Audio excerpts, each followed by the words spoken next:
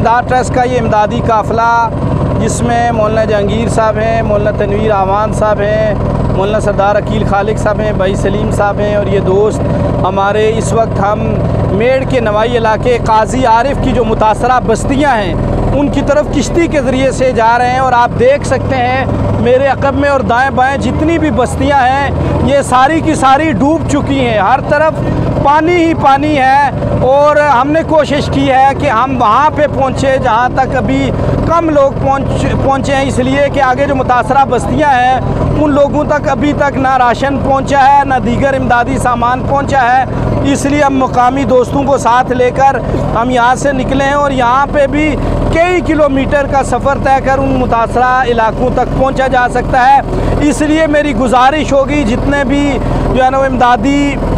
सरगर्मियाँ sir अंजाम देने वाले दोस्त हैं उनसे गुजारिश है कि जब वो सिंध के इलाकों में आएँ तो कोशिश करें कि ऐसी जगहों तक पहुँचे जहाँ पे आम तौर पर लोग नहीं आते हैं और यहाँ असल मुस्तहिक और मुतासर लोग यहाँ पर मौजूद हैं, इन तक ये इमदाद पहुँचाई जाए ताकि ये भी अपना गुज़र बसर कर सकें। जज़ाकुमुल्लाह।